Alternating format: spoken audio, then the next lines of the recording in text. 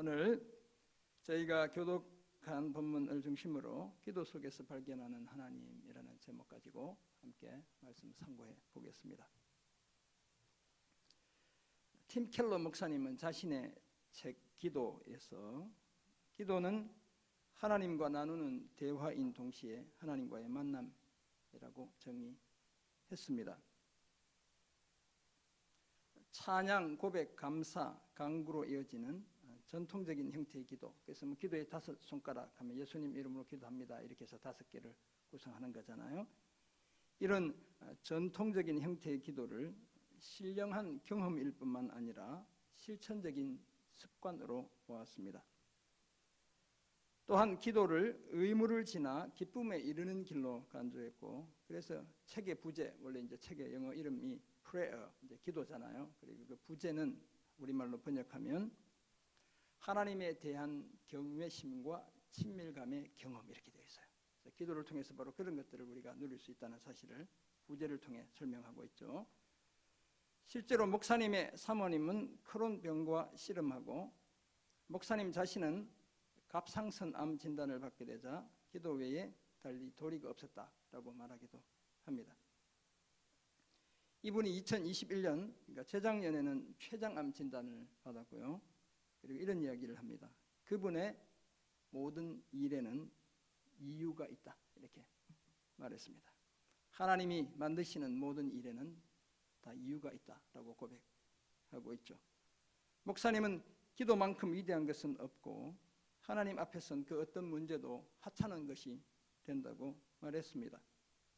참된 기도는 본능을 넘어선 하나님의 선물이며 말씀에 깊이 들어가는 것을 기도의 출발로 보았습니다. 기도해야 하나님의 임재 속으로 들어가고 기도의 깊이를 더하기 위해선 말씀에 더욱 집중하며 반응하고 기도하라고 당부합니다. 결론적으로 기도를 통해 하나님의 얼굴을 구하며 기도 속에서 하나님과 연합하고 하나님의 영광을 즐거워할 것을 요청하고 있습니다. 이런 많은 유익, 또 많은 기대가 있음에도 불구하고 기도하지 않는다면 기도가 가져다 줄 많은 영적 유익을 잃어버리는 것이다 이렇게 진단할 수 있습니다.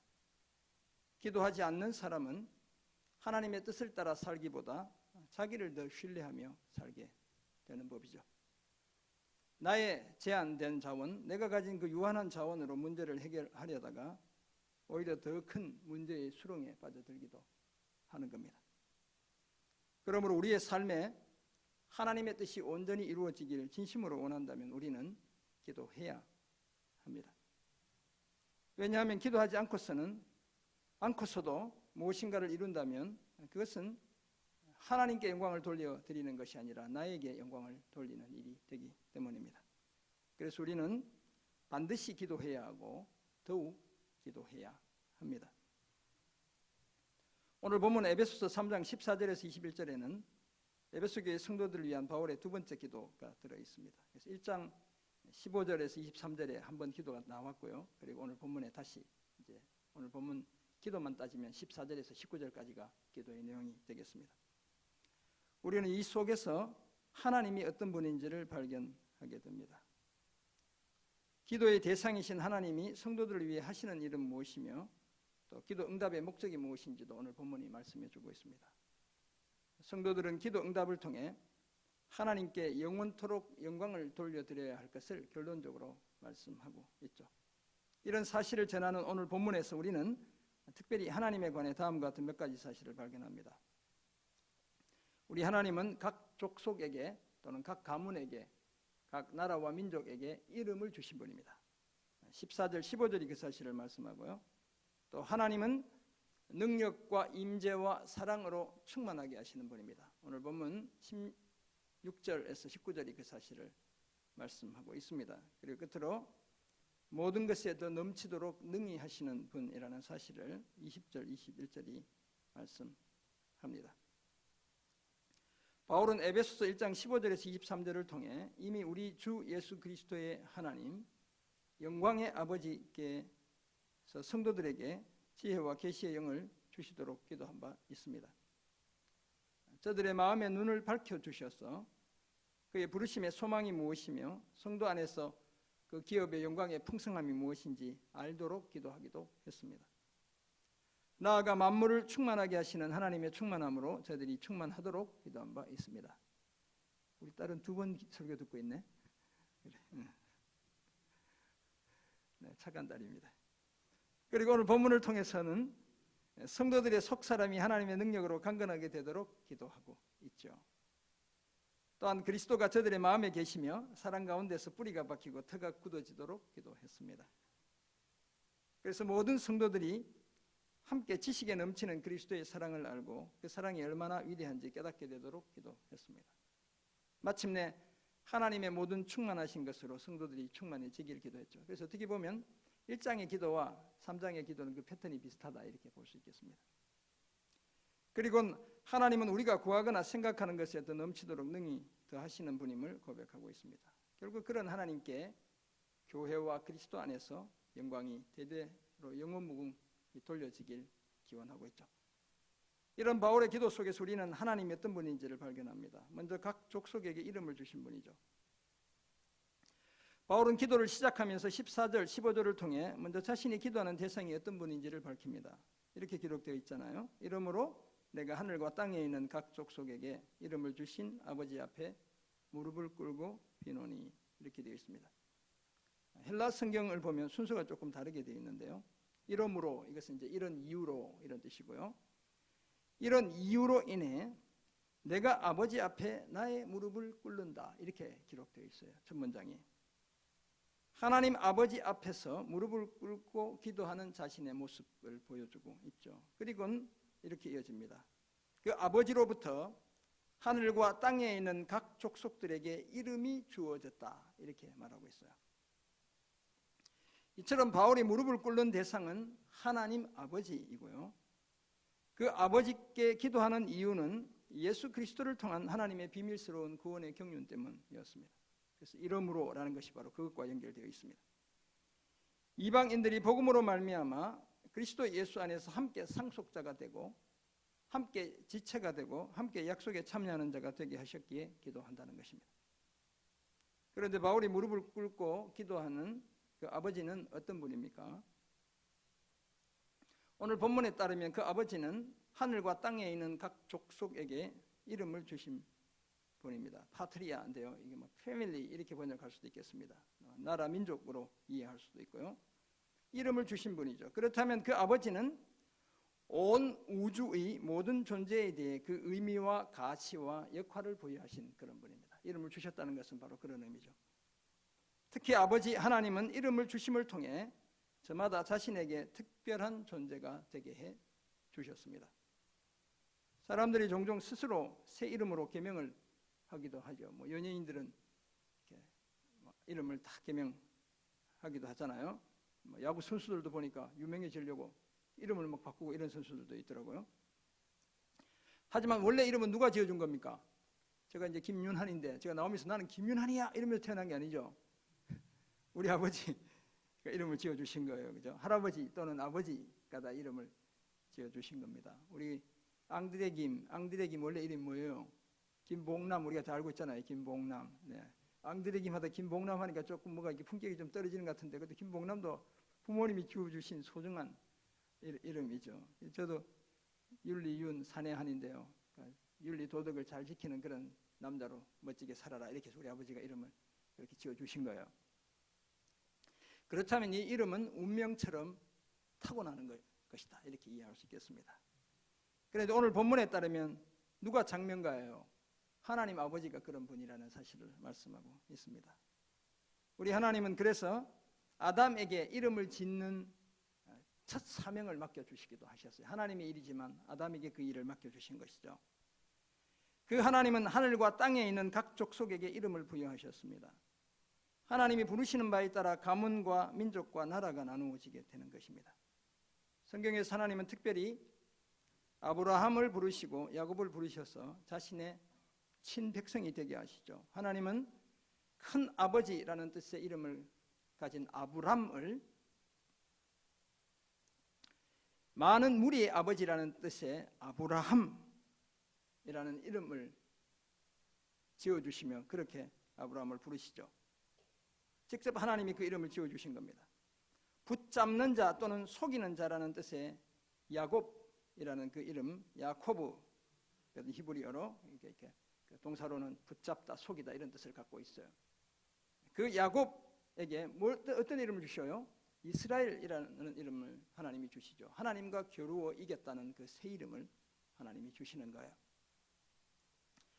특히 하나님은 자신이 특별히 사랑하는 사람은 그 이름으로 아신다고 성경에서 말하고 있습니다. 그래서 모세는 하나님께 주께서 전에 자신에게 이름으로 너를 알았다라고 말씀하셨다는 사실을 상기시키고 있어요. 하나님이 백성들이 금송아지를 섬기고 이렇게 해서 니네들만 가라 나는 안 가겠다 이렇게 하니까 모세가 하나님께 매달려가지고 나를 전에 하나님이 이름으로 나를 안다고 말씀하셨잖아요. 어떻게 이러실 수 있는 겁니까? 이렇게 이야기하는 거예요. 왜냐하면 자신을 출애굽의 지도자로 부를 때 두 번이나 모세야 모세야라고 불러주셨기 때문입니다.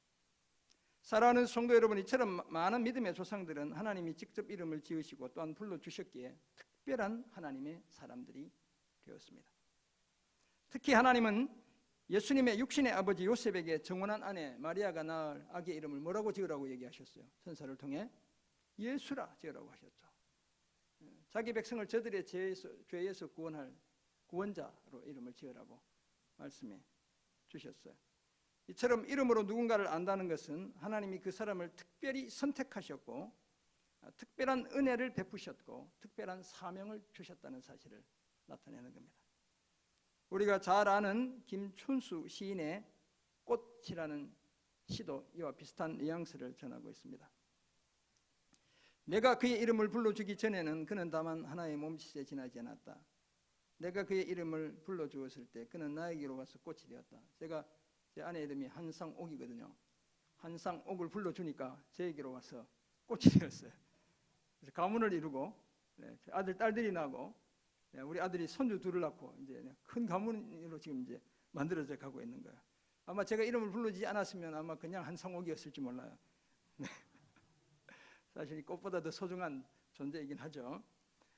내가 그의 이름을 불러준 것처럼 나의 이 빛깔과 향기에 알맞은 누가 나의 이름을 불러다오. 그에게로 가서 나도 그의 꽃이 되고 싶다. 우리가 잘 아는 이 꽃이라는 시인데요. 이처럼 이름을 불러줘야 서로 특별하고 의미 있는 관계가 시작되는 겁니다. 서로 이름을 불러주면서 지금까지 가정을 이루고 자식을 낳고 손주를 돌보며 가문을 이루고 교회를 이루고 우리가 이렇게 함께 달려오게 된 겁니다. 하나님이 저와 여러분의 이름을 불러주셨기에 우리가 함께 하나님의 자녀가 되었죠. 영원한 하늘나라의 시민이고 천국 백성으로 살아가게 되었습니다. 그래서 바울은 하늘과 땅에 있는 각 족속에게 이름을 주신 아버지, 각 족속의 존재의 의미와 가치를 부여하신 아버지 앞에 무릎을 꿇고 기도했습니다. 내가 기도하는 분이 누군지를 분명히 알고 우리의 존재의 의미와 가치를 주신 그 분께 기도하는 거예요. 그러므로 바울처럼 그리스도인이요 성도라는 새 이름을 주신, 그래서 하나님의 특별한 소유가 되게 하신 그 아버지 하나님께 무릎 꿇고 손 모아 기도하는 우리가 되어야 될 줄 믿습니다. 아멘. 바울의 기도 속에서 발견하는 하나님, 두 번째 하나님의 모습은 능력과 임재와 사랑으로 충만하게 하시는 분입니다. 오늘 본문 16절에서 19절은 성도들을 위한 바울의 기도의 구체적인 내용에 해당합니다. 그 속에서 우리는 하나님의 능력과 임재와 사랑으로 성도들을 충만하게 하시는 분임을 발견하게 됩니다.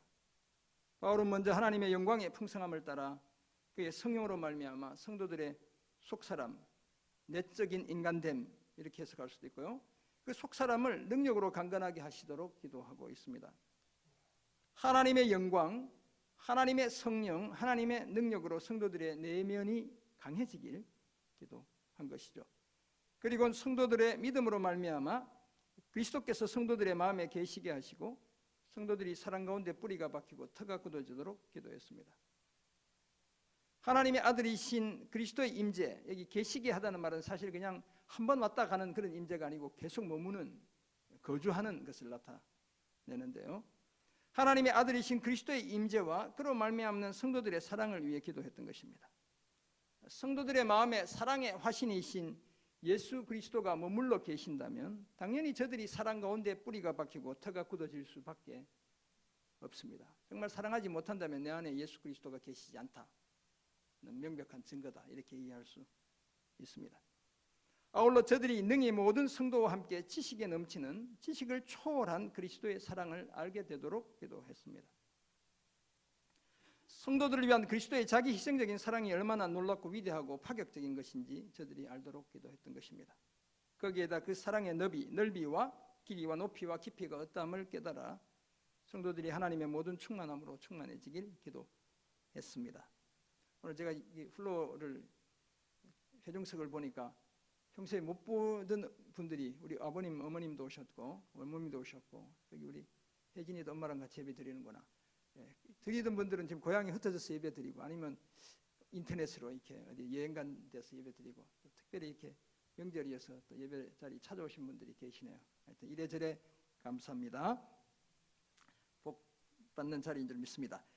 바울의 이런 기도는 하나님이 어떤 분이신지를 더욱 분명히 보여줍니다.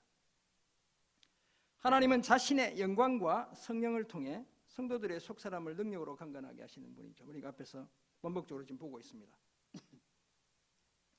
그렇다면 우리 성도들이 하나님이 이런 분이시라면 주눅들거나 위축되거나 자신감을 상실해야 할 이유가 전혀 없습니다. 또한 하나님은 믿음을 통해 자신의 아들 예수 그리스도가 성도들의 마음에 계시게 하고 사랑 가운데 뿌리가 박히고 터가 굳어지게 하시는 분이죠. 17절에 그 사실을 말씀하시는데요. 우리 하나님이 이런 분이라는 사실을 우리가 분명히 안다면 우리가 외로워하고 섭섭해할 이유가 전혀 없습니다.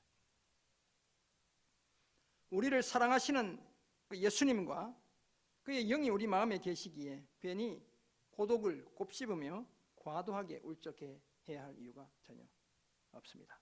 모두가 나를 다 이해하지 못해도 내 안에 누가 계셔요? 예수님이 계신 겁니다. 하나님의 영이요 그리스도의 영인 성령이 계시기 때문에 그렇습니다. 거기에다 하나님은 자신의 모든 충만한 것으로 성도들을 충만하게 하시는 분이죠.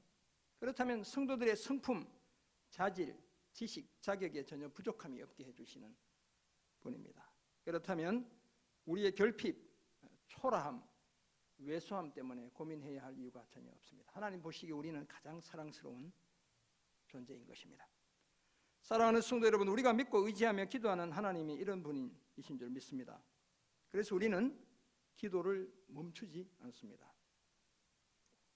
우리는 기도하지 않고 살아가는 삶이 얼마나 교만하고 위험한지를 경험적으로 잘 알고 있습니다. 내 멋대로 살 때 잘 된 것 같았지만 결국 하나님을 멀리 떠나 엉터리 같은 삶을 살고 있었음을 우리는 잘 알고 있어요. 광야와 같은 우리 인생의 여정에 정말 우리 목을 시원하게 하는 그 오아시스를 만나기를 원한다면 우리는 반드시 기도해야 되죠. 질풍노도의 거친 인생의 바다, 그 고해에서 구원의 하나님을 만나기를 원한다면 우리는 역시 기도할 수밖에 없습니다. 제가 이번에 강릉에 가서 했던 설교도 지난번 우리 교회에서 했던 광야에서 바다까지 하나님과의 동행 시편 107편을 6번 하고 그 다음에 나머지 하나 더 해서 7번 마무리하고 왔어요. 그 인생의 여정을 노래하고 있잖아요. 구원의 하나님을 만나기 위해서는 부르짖는 기도하는 그 길이 우리에게 주어져 있는 겁니다. 그래야 인생의 광야와 바다에서 우리를 구원하시기 위해 우리를 찾아오시는 하나님의 아들 예수 그리스도를 만날 수 있습니다. 이스라엘의 마지막 사사요 제사장이었던 사무엘은 하나님의 백성들을 위해 기도하기를 쉬는 죄를 여호와 앞에서 결단코 범치 않겠다고 말한 바 있습니다. 이것은 사실 오늘 감옥에 갇혀 있는 바울의 기도하는 자세이기도 하죠. 바울은 지금 자기 목숨이 어떻게 될지 풍전등화에 놓여 있는 상태지만 성도들을 위해 기도하고 있는 겁니다. 갇힌 중에도 하나님께 성도들을 위해 기도했던 것이죠. 능력과 사랑으로 충만케 해주시도록 늘 그리스도의 임재 안에 머물도록 기도했습니다. 왜냐하면 자신의 기도를 통해 하나님께서 능력과 임재와 사랑으로 성도들을 충만하게 하실 것을 믿었기 때문이었습니다. 이런 기도의 모범을 따라 자신의 모든 충만함으로 충만케 하시는 하나님께 서로를 위해 기도하는 그런 우리가 되기를 주님의 이름으로 축원합니다. 아멘. 끝으로 오늘 본문에서 발견하는 하나님은 모든 것에 더 넘치도록 능히 하시는 분입니다. 오늘 본문 20절 21절은 성도들을 위한 기도가 끝난 직후 바울이 올려드리는 영광의 찬가입니다. 그래서 앞에 14절에서 19절은 기도고 나머지 20절, 21절은 일종의 노래입니다. 학자들이 그것을 이제 독살러지라고 이렇게 해요. 영광의 하나님의 영광을 노래하는 바로 그 노래에 해당합니다. 우리는 그 속에서 하나님이 어떤 분인지를 발견합니다. 하나님은 우리 가운데 역사하시는 능력대로 우리가 구하거나 생각하는 모든 것에 더 넘치도록 능히하시는 분입니다. 우리가 기도할 때 하나님이 이런 분이라는 사실을 명심하고 기도해야 되는 거예요. 유한한 우리의 이성이나 지성으로 경험으로 무한하신 하나님의 능력을 다 알 수 없죠. 우리가 구하거나 생각하는 것 대부분은 사실 우리의 이 인식의 틀 안에 있는 것들을 우리가 구하는 겁니다. 그런 우리가 기도할 때 명심해야 할 중요한 한 가지가 하나님은 우리 가운데 역사하시는 자신의 능력을 통해 우리가 구하고 생각하는 모든 것에 더 넘치도록 능히 하시는 분이라는 바로 이 사실이에요. 그리고 이 사실을 아는 것만으로도 기도할 때 엄청난 힘이 됩니다. 우리는 당장 지금 내 앞에 급한 것들을 위해서 기도하지만 하나님은 내가 예상치도 못했던 기대하지도 않았던 것들을 기도의 응답으로 주시는 분인 거예요. 바울은 이런 하나님께 교회 안에서와 그리스도 예수 안에서 영광이 대대로 영원 무궁하기를 기원하며 아멘이라 외쳤습니다. 그래서 21절, 3장 21절 보면 끝이 뭐라고 되어 있습니까? 아멘 이렇게 되어 있죠. 아멘. 하나님의 능력을 따라 우리가 구하거나 생각하는 모든 것에 더 넘치도록 능히 하시는 하나님께 영광을 돌려드리고 있습니다. 그리고는 확실히 그렇게 될 것을 믿으며 아멘 이렇게 크게 외치는 거예요. 아멘 이런 정도가 아니고 자기가 우리 주님이 정말 그런 분이야 라고 생각하며 그것이 일부러 아멘이라는 단어를 여기다 적어놓은 거예요. 자기의 신앙 고백이죠. 하나님께 대대로 영원히 영광을 돌려드리는 이것은 바울이 성도들을 위해 기도하는 궁극적인 목적이기도 했습니다. 그래서 고린도 교회 성도들에게 바울이 뭐라고 말하고 있습니까? 그런즉 너희가 먹든지 마시든지 무엇을 하든지 다 하나님의 영광을 위하여 하라 라고 말했던 거예요. 성도들의 삶 전체가 지향해야 할 궁극적인 지향점이 하나님의 영광이라는 사실을 밝히고 있습니다. 같은 맥락에서 시편 96편 7절에서 시인은 만국의 족속들에게 영광과 권능을 여호와께 돌릴 것을 노래합니다. 여호와의 이름에 합당한 영광을 여호와께 돌리며 그 일환으로 예물을 가지고 여호와의 궁정에 들어갈 것을 노래하고 있죠. 하나님의 백성들은 물론이고 온 세계가 추구해야 할 삶이 하나님께 그 이름에 합당하도록 영광을 돌리는 것이라는 사실을 노래로 표현해내고 있습니다. 이처럼 모든 것에 더 넘치도록 능히 하시는 우리 하나님은 영원토록 영광을 받으셔야 하실 분인 줄 믿습니다. 아멘. 사랑하는 성도 여러분, 그런데 이런 사실을 아는 우리가 기도할 때 특별히 주의해야 할 점이 또 있습니다. 그것은 다름 아니라 무한한 능력의 하나님을 나의 작은 생각 속에 가두지 않아야 한다는 바로 이 사실입니다. 그렇다면 하나님이 하실 일을 내가 이미 다 정해놓고 전능하신 그 하나님의 능력을 마음껏 발휘하지 못하시도록 그 능력을 제한하지 않아야 하는 겁니다. 하나님 이것 해주세요, 저것 해주세요. 내가 정하지 말고 나는 이것을 원하는데 하나님이 저것을 주실 수 있잖아요. 나는 저것을 원하는데 하나님이 이것을 주실 수 있잖아요. 하나님이 하실 일들을 내가 제한해놓고 기도하지 않아야 한다는 거예요. 하나님은 그 무엇에도 제한을 받지 않는 자유로운 분이시죠.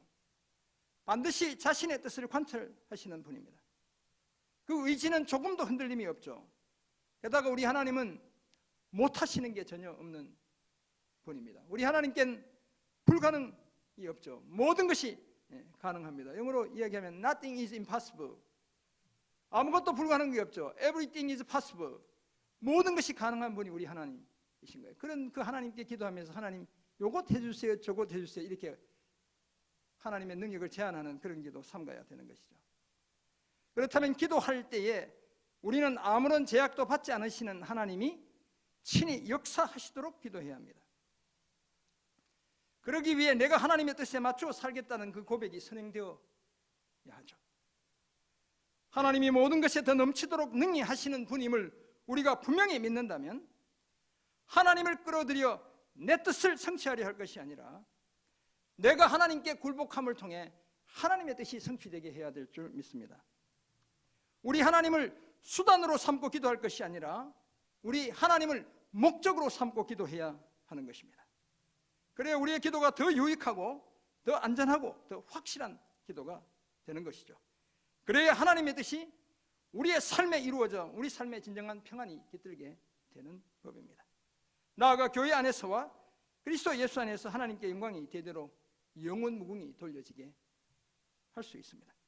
그러므로 우리는 기도할 때 우리의 기도를 들으시는 하나님이 우리가 구하거나 생각하는 모든 것에 더 넘치도록 능히 하시는 분임을 명심하고 기도해야 되겠습니다. 그런 하나님께 기도하기 때문에 결코 낙심하지 않아야 하고 기도를 포기하지 않아야 될 줄 믿습니다. 그리고 모든 기도의 응답을 통해 영광은 오직 하나님께 돌려드려야 될 줄 믿습니다.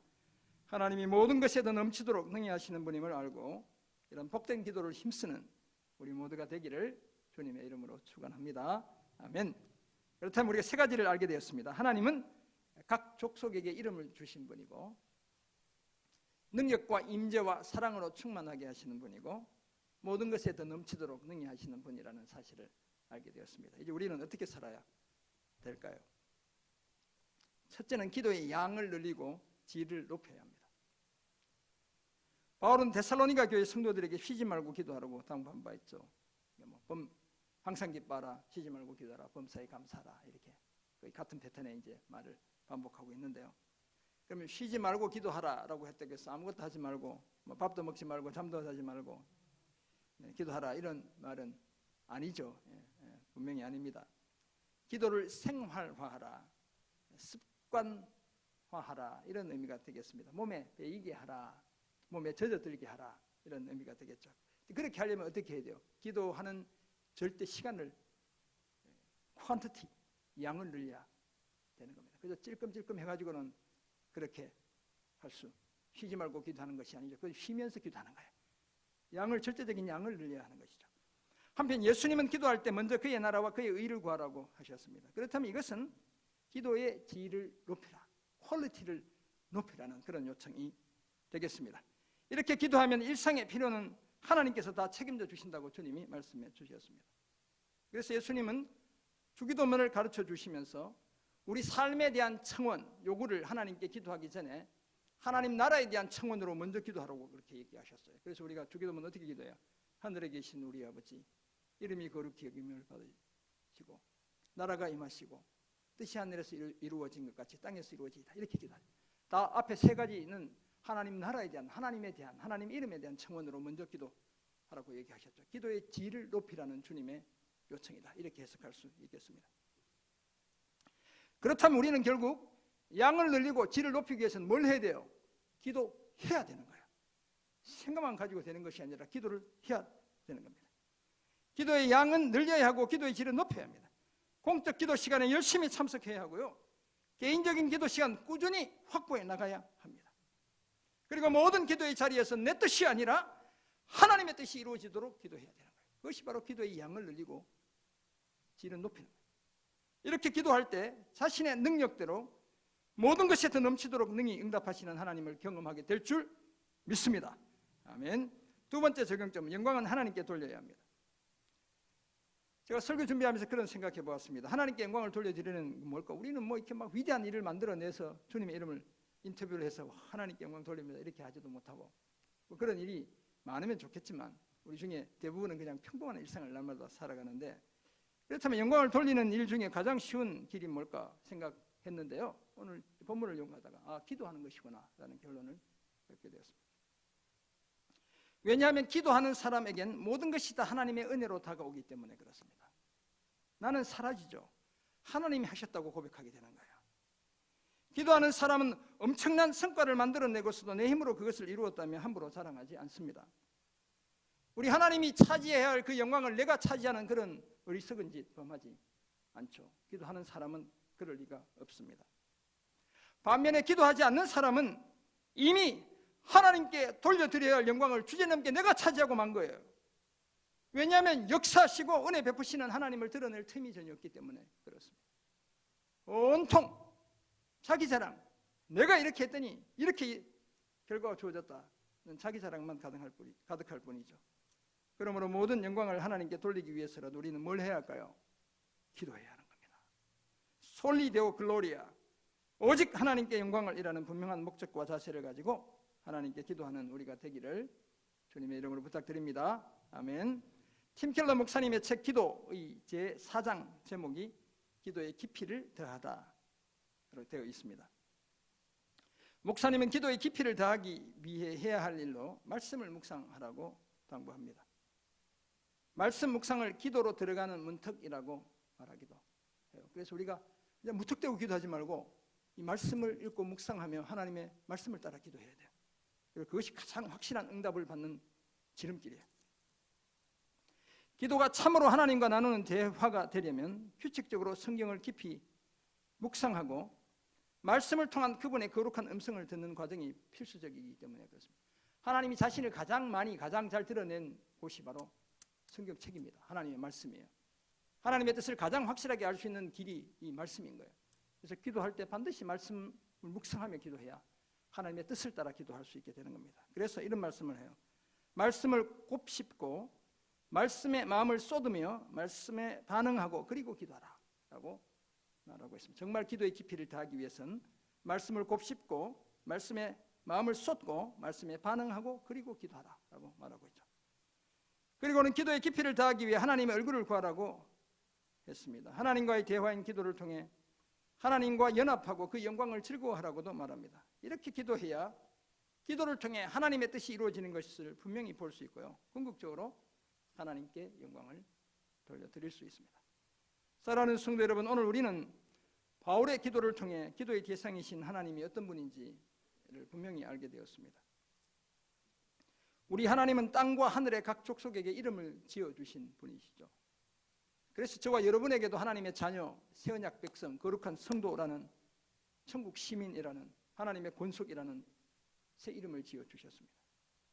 우리 하나님은 능력과 임재와 사랑으로 충만하게 하시는 분입니다. 한없는 능력으로 저와 여러분의 삶을 지금도 주관하고 계시죠. 그리스도의 임재는 성령을 통해 오늘도 계속 이어지고 있습니다. 주님은 한 번도 우리를 떠나신 적이 없어요. 뿐만 아니라 지식을 초월하는 그 파격적인 사랑으로 오늘도 여전히 저와 여러분을 사랑하고 계시죠. 하나님의 사랑은 한 번도 실패한 적, 포기된 적, 멈춘 적이 없습니다.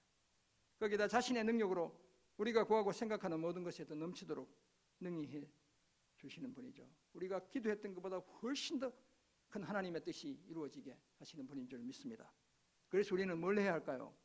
기도해야 합니다. 기도의 양은 늘리고 기도의 질은 높여야 합니다. 기도를 통해 하나님께 영광을 돌려드려야 될 줄 믿습니다.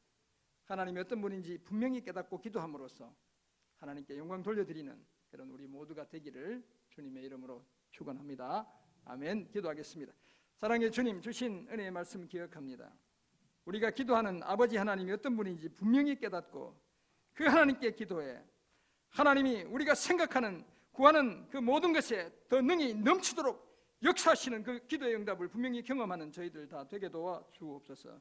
그래서 우리의 작은 삶의 열매, 기도의 열매를 통해 하나님께 영광 돌리는 그 복된 삶을 평생 살아내는 주님의 귀한 자녀들 다 삼아 주옵소서. 감사드리며 예수님의 이름으로 기도드립니다. 아멘.